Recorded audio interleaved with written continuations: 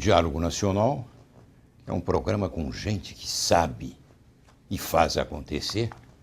Tem hoje como convidado um médico, Dr. Valdir Golin, que é o diretor da Faculdade de Ciências Médicas da Santa Casa de Misericórdia de São Paulo. Tudo bem, doutor Valdir? Satisfação em recebê-lo aqui. A satisfação nossa é imensa, estar à frente de um amigo na Santa Casa, e é uma honra muito grande participar do programa Diálogo Nacional. Estou à disposição para suas perguntas e questionamentos. Vamos lá. Dr. Valdir Golin, ele formou-se em medicina em 1971, na Faculdade de Ciências Médicas da Santa Casa de São Paulo. Fez residência em clínica médica e doutorado em medicina. Ele é professor adjunto, doutor em clínica médica e coordenou o serviço de emergência de clínica médica de 1975 até 2005. Foi também diretor clínico dos hospitais, da Irmandade durante 9 anos. E atualmente, como dissemos, é o diretor da Faculdade de Ciências Médicas da Santa Casa. Doutor Valdir, com toda esta vida bonita que o senhor tem na área da medicina, primeira pergunta é: como surgiu sua vocação para a medicina? Essa é uma pergunta difícil de ser respondida, não é uma pergunta muito fácil. Eu vim de uma cidade do interior pequena, próxima de São José do Rio Preto, e ali eu tive a oportunidade de ver como os médicos agiam com relação aos pacientes. E comecei a gostar. E eu acho que a partir desse momento eu já sabia que eu queria ser médico. Tanto é que quando eu vim para São Paulo, na década de 60, início, 1959, 60, eu já vim direcionado para o colégio, para a área exatamente direcionada para a medicina. E aí eu me dediquei com um afinco no colegial, na época. Por uma coincidência muito interessante na minha vida, eu estudava no Mackenzie e morava numa república nas proximidades ali da Avenida São João. E atravessava pela Santa Casa quando ainda não existia a Faculdade de Ciências Médicas, naquele magnífico hospital. E pensava às vezes, um dia eu acho que nós estaremos estudando aqui, porque é impossível um hospital dessa magnitude não ter ainda uma faculdade de medicina. E aconteceu. Para mim, foi um acontecimento fantástico. Não me arrependo 1 milímetro de tudo que eu fiz até hoje, lá na nossa Santa Casa. A vida do Dr. Valdir Golin, como ele disse, é a sua família e a família dos docentes, dos discentes e dos doentes, que se encontram nos hospitais da Santa Casa de Misericórdia. O senhor foi diretor clínico dos hospitais da Irmandade durante 9 anos. E eu me lembro bem quando participava e participo das reuniões da mesa diretora, me encontrava com o Dr. Valdir como se nada tivesse acontecendo, sempre tranquilo, seguro, e, no entanto, ele acabava de sair, por exemplo, do pronto-socorro da Santa Casa de Misericórdia.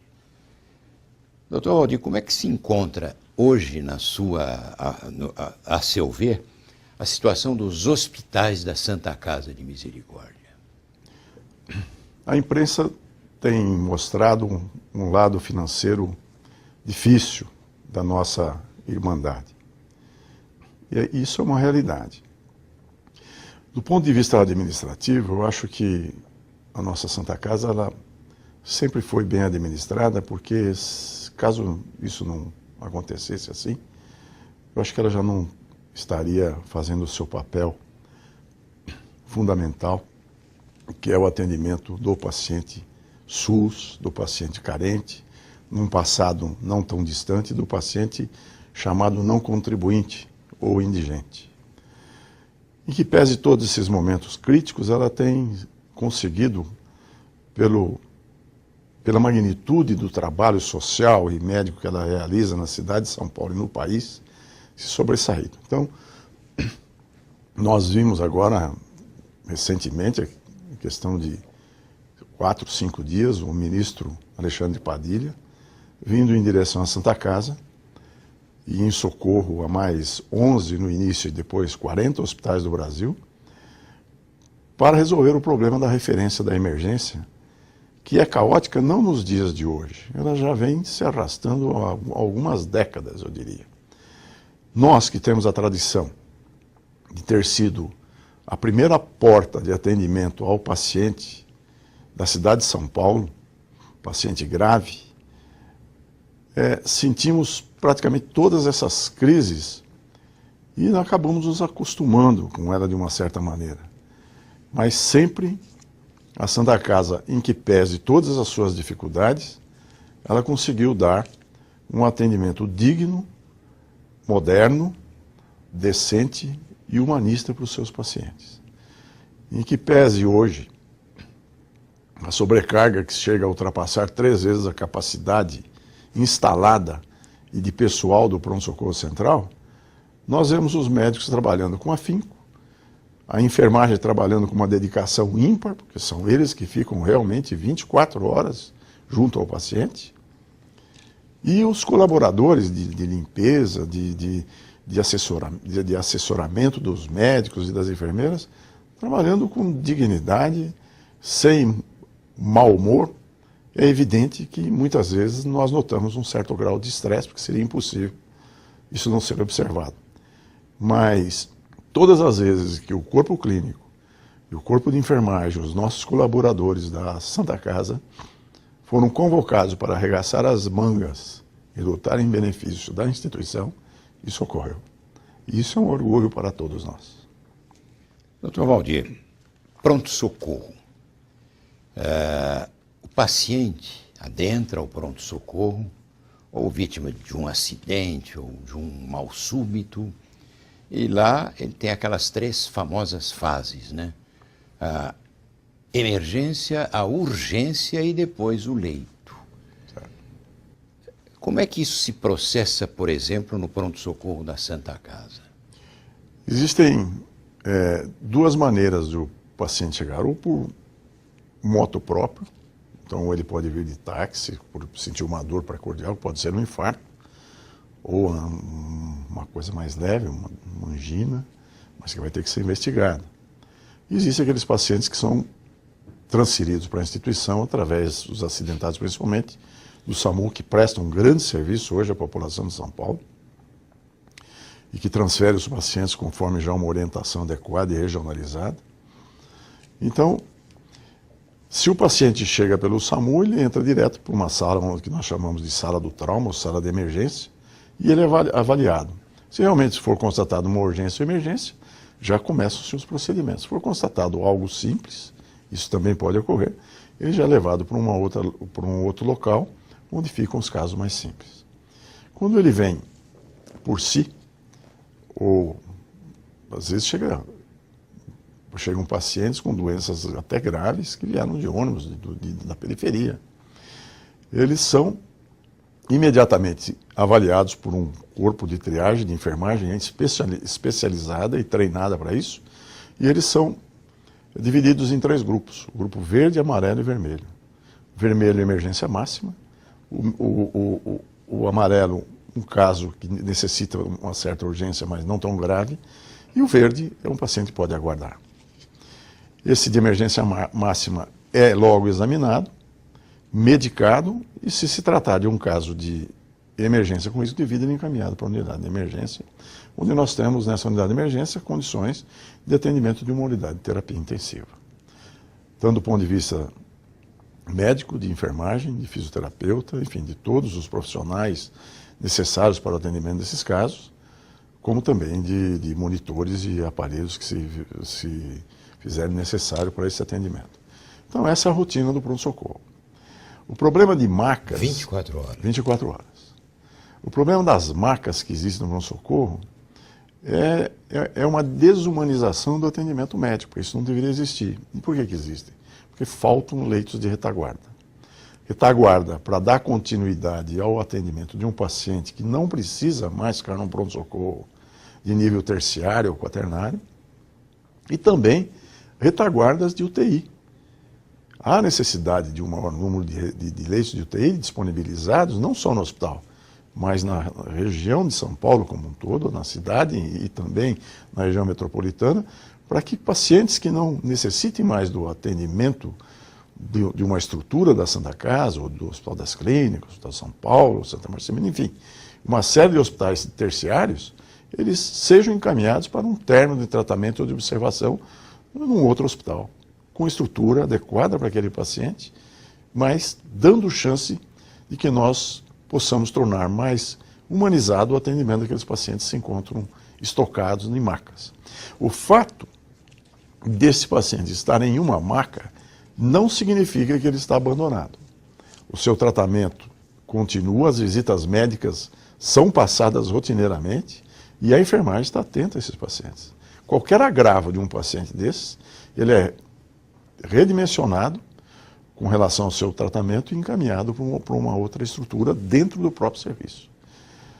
Quando a sobrecarga é muito acentuada, esse trabalho se torna extremamente difícil e o médico que está no comando, ele precisa muitas vezes fazer um pouco de magia, porque é impossível atender a toda a demanda da maneira como está distribuída no momento. O Dr. Valdir Golim, que é o diretor da Faculdade de Ciências Médicas da Santa Casa de Misericórdia de São Paulo, é hoje o convidado do Diálogo Nacional. Dr. Valdir, eu vou pedir para a produção do Diálogo Nacional colocar aí na tela números impressionantes que constam do balanço social da Irmandade da Santa Casa de Misericórdia. E vou apenas apontar aqui alguns números que realmente impressionam. Os números são do ano de 2010. O telespectador vai ficar também sabendo que 1.763.333 pessoas como nós foram atendidos em 2010 emergencialmente na Santa Casa de Misericórdia de São Paulo. 1.498.643 seres humanos passaram pelos atendimentos ambulatoriais e 5.318.191 pessoas passaram por exames. Sem falar nas quase 47 mil cirurgias, nos 701.183 pacientes dia e nas 92 mil internações. O doutor Valdir Golim, como dissemos, durante 9 anos, ele foi diretor clínico dos hospitais da Irmandade. Então, todo esse povo, em 2002, que aqui nós mostramos, provavelmente o doutor Golim passaram pelas mãos dele e da valorosa equipe de médicos, de enfermeiros, de fonoaudiólogos, enfim, todo o pessoal técnico da Santa Casa passaram pelas mãos desses valorosos médicos. Depois disso, o doutor Valdir Golim foi escolhido e passou a dirigir a Faculdade de Ciências Médicas da Santa Casa. Vamos entrar então no prédio da Faculdade de Ciências Médicas da Santa Casa. Queria que o doutor Valdir nos contasse qual é a diferença do curso de medicina ministrado na Santa Casa e os demais. Bem, o curso de medicina da Santa Casa, que é ministrado pela Faculdade de Ciências Médicas da Santa Casa de São Paulo, Então, como nós já estamos enfatizando, é Faculdade de Ciências Médicas dos Hospitais da Santa Casa de São Paulo, e não o contrário. Aliás, essa afirmação vem do nosso primeiro diretor e um dos principais fundadores, juntamente com Cristiano Altenfelder e Silva, da nossa faculdade. Ela é centrada, basicamente, desde o seu início, em 3 aspectos fundamentais. No primeiro e segundo ano, visando o homem. No segundo e terceiro, o mecanismo das doenças. E o quinto e sexto, já definido como uma das primeiras ações, que ele seria feito nas enfermarias. Então, foi a primeira faculdade de medicina do Brasil a ter o seu internato de 2 anos, no quinto e no sexto ano. Quer dizer, o estudo do doente. Do doente. É o treinamento em serviço do estudante, supervisionado por médicos e professores de larga experiência. Né? O estudante não ficava sozinho um segundo, sempre tem alguém ao seu lado, né? Direcionando, orientando e dando muitas vezes liberdade dele iniciar uma atividade junto ao paciente, mas sempre supervisionado. E o estudante de medicina, que é um outro diferencial da Santa Casa, da faculdade, ele começa a sua atividade nas enfermarias no primeiro ano, onde ele aprende a se relacionar com o paciente, a ter uma postura ética dentro de uma enfermaria, que é diferente da postura de um universitário num campus da universidade, é completamente diferente, a ter um relacionamento com aquele paciente que ele vai aprender, né, no início a medir uma pressão, a contar um pulso, a medir uma temperatura e também adquirir conceitos básicos de atendimento fora do ambiente hospitalar. Isso, o senhor permitir, doutor Rui? Eu tenho uma pequena história para contar que ocorreu esse ano com um primeiro anista da nossa faculdade. Após 2 semanas de início do seu curso, tendo passado já pelo treinamento em enfermaria e com a professora de enfermagem, Maria de Lourdes, que já é professora há algumas décadas na nossa instituição, onde ele aprendeu recursos de atendimento básico pré-hospitalar. Ao passar numa das esquinas ali, próximo do nosso hospital, ele viu uma pessoa caída e constatou, voltou, ele ia se encontrar com os amigos, voltou, teve coragem de voltar, e viu que a pessoa estava em parada respiratória com uma grande quantidade de alimentos dentro da boca. Então, enfim, em parada cardiorrespiratória. Ele fez as manobras de ressuscitação, em loco, massagem cardíaca, desobstrução, evidentemente, a primeira manobra que ele fez foi desobstruir as vias aéreas com o dedo, se arriscando muitas vezes até um dedo decepado, se o paciente apresentar um trisma, por exemplo, colocou o dedo, retirou, fez a respiração boca a boca. Um taxista passando se comoveu com a cena e levaram esse senhor para o pronto-socorro da Santa Casa. Lá ele chegou com vida, foi atendido e esse paciente teve alta na madrugada. Então, realmente, isso engrandece o estudante, isso serve de exemplo e isso nos diz que nós estamos no caminho certo. É evidente que o nosso primeiro anista não é um médico completo, mas pelo menos ele mesmo, numa das entrevistas que nós fizemos com ele, o Cauê, no primeiro ano, ele disse que foi uma realização que jamais ele esperava ter na vida dele e que realmente, então, ele reconheceu que a medicina vai ser a vida dele. Isso para nós, como estreantes numa diretoria de faculdade, foi de uma sensação de dever bonito, cumprido, extremamente agradável. Gratificante. Gratificante. Quer dizer, o aluno, então, tem primeira e segunda séries, ele tem o estudo do homem normal. Morfologia, fisiologia, bioquímica, enfim, as matérias básicas para que ele... Agora, do primeiro para o segundo ano, ele passa por exames? Passa. Quer dizer, ele só é promovido para o segundo? Não, lá na nossa faculdade não existe a figura da dependência. Ele precisa tirar, ele tem que tirar nota 7 para ser aprovado. Se ele não tirar nota 7, ele vai para exame, primeira época. A nota mínima é 5. Se ele não conseguir 5, ele vai para a segunda época. Se ele não passar na segunda época, é reprovado na matéria. Agora, passando, ele vai para a terceira e depois para a quarta série. Agora, a terceira e quarta série formam outra vez um outro grupo, que é o estudo, como da doença.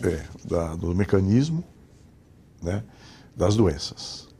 Então aí entra a patologia, as cadeiras clínicas e as especialidades, como um exemplo, a cardiologia, ensinando o quadro clínico, a patofisiologia, os sinais, os sintomas, como reconhecer uma insuficiência cardíaca ou um infarto do miocárdio, a neurologia, para citar um exemplo, um acidente vascular cerebral, enfim, os seus diagnósticos diferenciais.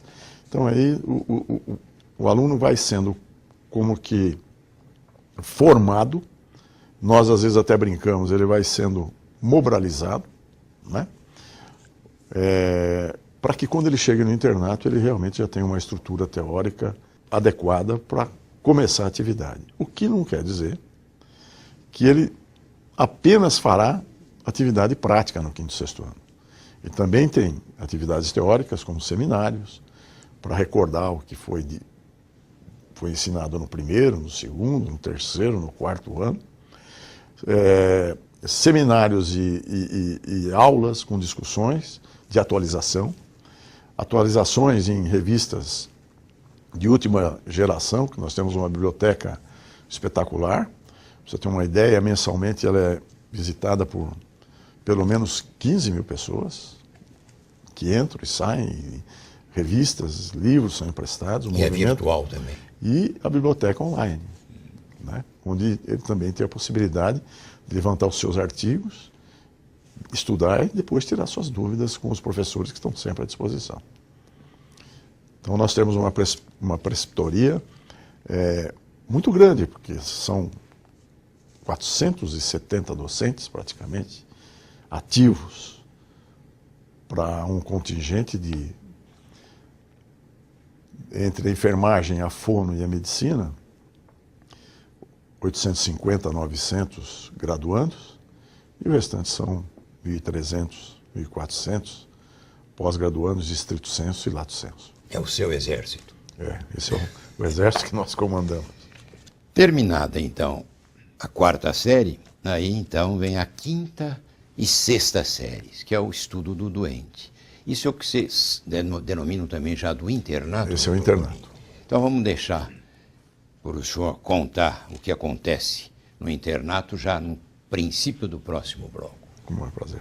Hoje nós estamos tendo essa gostosa conversa com o diretor da Faculdade de Ciências Médicas da Irmandade, aliás, da Santa Casa de São Paulo, que é o Dr. Valdir Golin. Ele nos contava os cursos de medicina da Santa Casa, primeira e segunda série, o estudo do homem normal, o estudo do homem como um ser biopsicossocial, a terceira e quarta série, já o estudo da doença, a patologia, terapêutica das doenças e como elas devem ser tratadas. E nós entrávamos agora na quinta e sexta série. O Dr. Valdir Golin vai nos contar o estudo do doente, o internato, como ele se processa lá na faculdade. Os 100 alunos, 110, 120, depende do número de alunos que nós recebemos ou não do ProUni. Então gira em torno de 10%. O ano que nós não recebemos, no ano seguinte nós recebemos. Se não recebemos 10 no ano de 2010, em 2011 podemos receber 20. Então eles são divididos em grupos, que gira em torno, são 5 grupos que fazem o rodízio no quinto ano, nas atividades básicas que o MEC recomenda, que é clínica médica, cirurgia geral, ginecologia e obstetrícia, pediatria e medicina preventiva e social, que tem um peso muito grande na escola, porque ela acompanha o nosso aluno também, junto com a psicologia e a clínica médica, através da propedêutica, do primeiro ao sexto ano.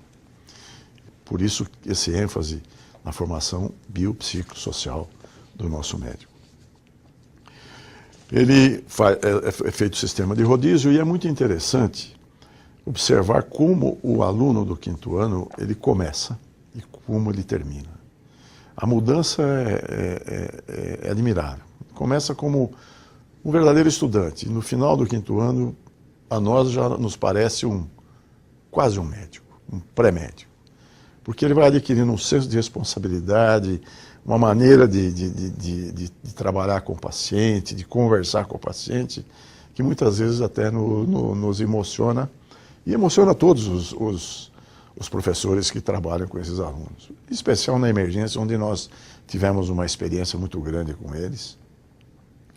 No 6º ano, nós temos já um aspecto também diferenciado, que foi uma mudança no conceito introduzida por João Fava, que foi um excelente diretor na nossa faculdade. Ele estabeleceu, através de uma reforma na grade curricular daquele ano, que o 6º ano seria feito basicamente só na emergência. E, de novo, eles passam agora, no 5º ano, eles passavam nas enfermarias com plantões noturnos nas emergências. No 6º ano, eles passam só na unidade de emergência, ou seja, na clínica, na cirurgia, na pediatria, na cirurgia, na ortopedia e em moléstias infecciosas. Então esse é o programa do 6º ano. E os nossos alunos, eles saem realmente muito diferenciados. Tanto é que quando eles se candidatam aos concursos de residência, quando passam na prova escrita, que é difícil, mas uma vez passando, não só na Irmandade, mas também nas outras faculdades, eles se diferenciam muito no exame prático, que existe na residência, que vale 40% na maioria dos concursos. E eles são, nas entrevistas, que valem 10% em algumas escolas, que ainda mantêm, muito elogiados pelo que eles mostram de conhecimento prático e teórico. E é o tipo do aluno que a gente coloca numa enfermaria supervisionado com a maior tranquilidade, porque já sabe o embasamento que ele tem no trato com o paciente. São 365 dias por ano que nós temos a presença do interno. O conceito é o seguinte: o internato deve funcionar como funciona um hospital, ou seja, 24 horas por dia. Evidentemente, eles não ficam 24 horas por dia, eles têm o descanso semanal, o descanso pós-plantão e assim sucessivamente, porque não são máquinas. Mas o conceito é que o hospital não pode prescindir da presença do interno nem um dia. Então eles começam no dia 1º de dezembro o internato e vão terminar no dia 31 de dezembro de 2012. Qual é a diferença, doutor Golim, entre o internato e depois a residência médica? O internato, nós consideramos ainda, apesar de ele já ter uma atividade de enfermaria muito importante, um aluno. Então, o grau de responsabilidade dele é de aluno. Já o residente não. O residente ele tem um CRM, então, em que pese ele ainda estar em treinamento em serviço, supervisionado também a exigência essa da lei que criou a residência, e por sinal, nós achamos que a nossa residência no Brasil é uma das mais bem equacionadas